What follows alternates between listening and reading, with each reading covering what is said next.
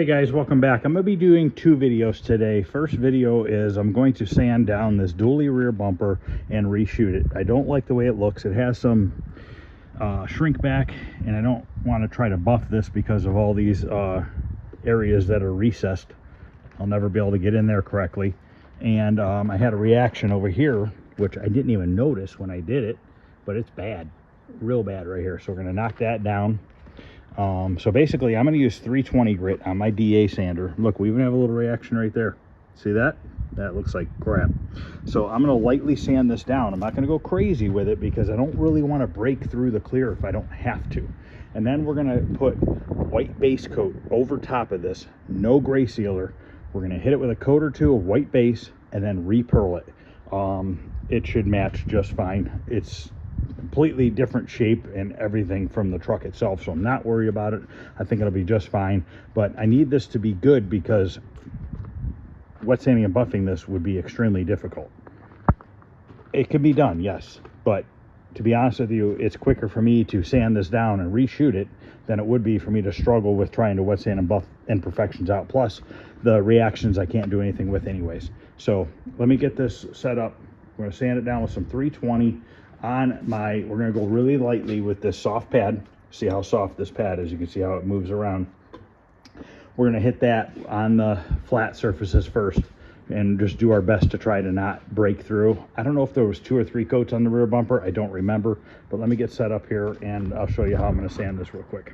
And then I'll just Scotch-Brite in between all these areas with the red Scotch-Brite pad. Get it roughed up so that we can get it resprayed. Okay, I'm going to turn the speed down on my sander. I want to kind of hit this at a low speed and just try my best to not really break through. I'm sure I will at some point, but I want to keep it to the minimum, to a minimum.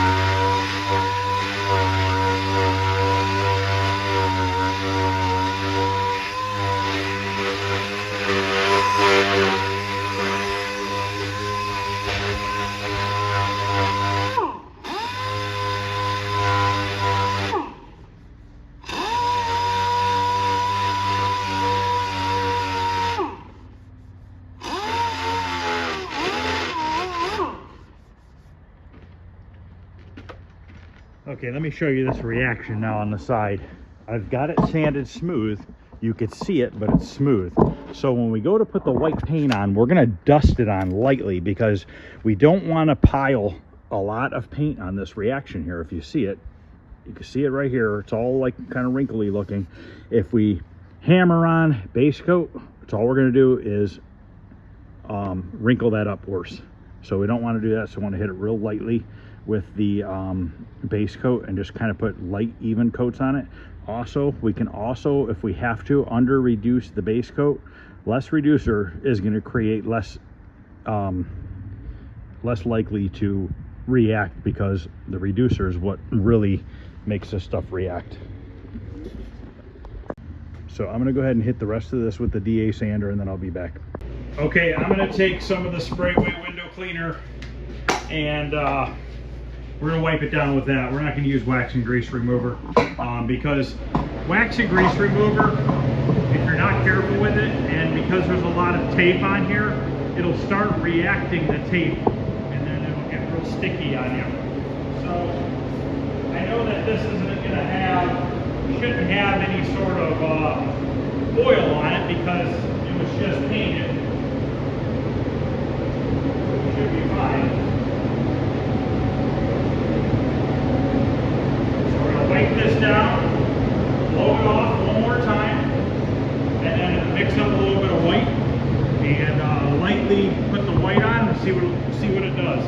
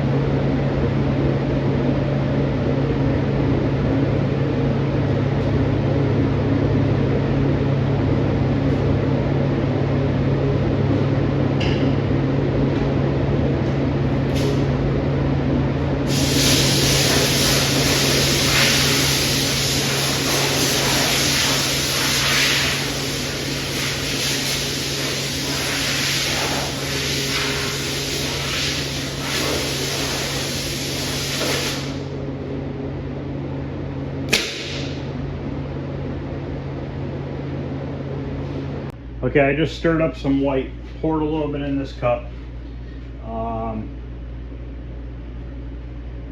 It's a 1-to-1 mix, but this stuff's really thick, but I want to try to stay a little bit under reduced to see if I can get it to not react. Plus, I got to be careful because when the paint's real thick and it's under reduced and you go to spray it, it could be grainy looking. And if it's grainy looking, guess what? Your pearl's going to be grainy. Then you're going to clear it and you're going to see a grainy look underneath your paint job. It's not going to look right. So I think my best bet's going to be thin, light coats of it. I'd rather put 4 or 5 light coats down than hammer on 2 coats and have it react on me again.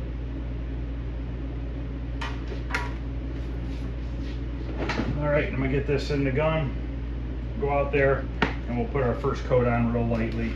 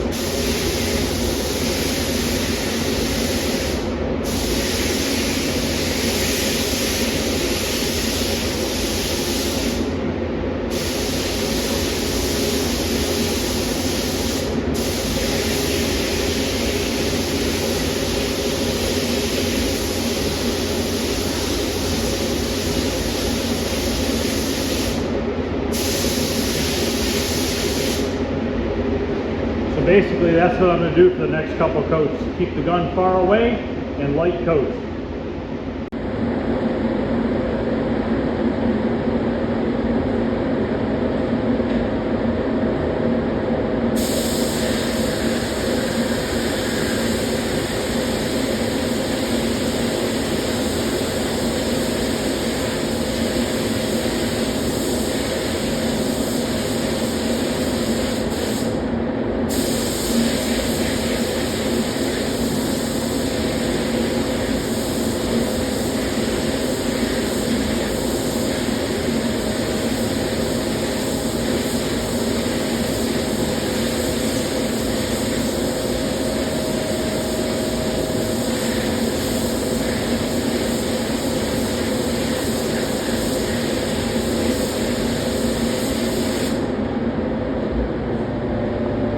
Okay, I've got the gun cleaned out. I have pearl mixed up. The white turned out good, no reactions. So let's go out there, put our first coat of pearl on. I'll do the second coat of pearl off camera. And then at that point, as long as everything looks good, we'll go ahead and get ready for clear.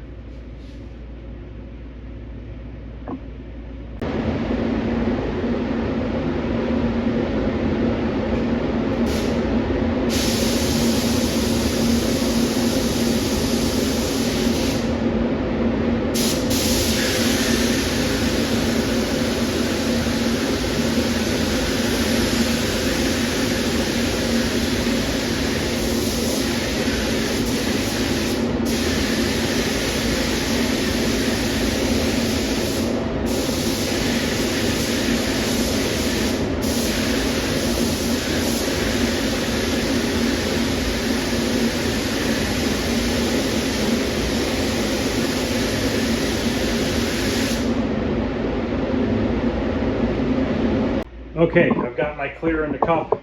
It's a 4-to-1 mix, no reducer. We don't want to put any reducer in the clear. We're just going to shoot a 4-to-1. We're going to shoot it at 30 psi with a 1-3 tip. 2 coats, and that's all I want to put on it. We don't need more than that. We're not wet sanding and buffing it. We already have a decent amount of build on that bumper from the last paint job, so we don't want to add a ton more to it. So let's go out there, get the first coat on, wait 10 minutes, and we'll put the second coat on. And fingers crossed, everything looks good so far, so we should be good to go.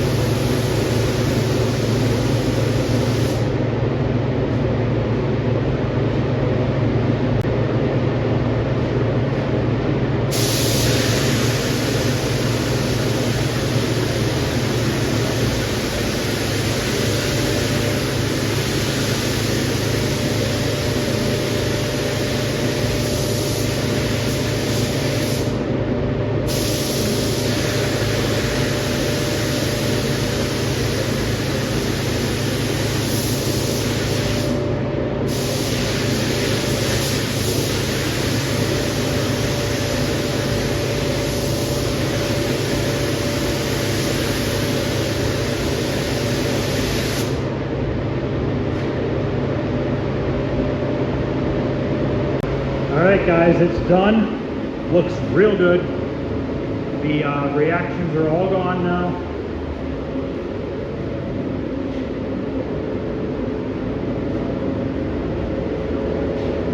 Even the one that was right here is gone. So now I'll just let this dry for a little bit with the fans on. And then next video is going to be me doing the jams on that 2011 Malibu. So when you guys have problems like this, it's honestly easier to just repaint it. Rather than trying to spot it in and doing a little spot, just reshoot the thing. It's just going to be easier for you. It's going to turn out better. I was able to let this set for a week before I went back over it. If you have the time to let something sit, especially if there is a reaction, that's going to benefit you because it's going to fully dry before you try to put more product over top. I didn't even notice it when I cleared it, or I would have stopped, but this reaction was trapped under the clear, which also helped me out because I didn't have that open area. It was covered over with the clear, so when I sanded it, I didn't really break through, so I was able to fix it pretty easily. So hopefully this helps you guys out with little things like that.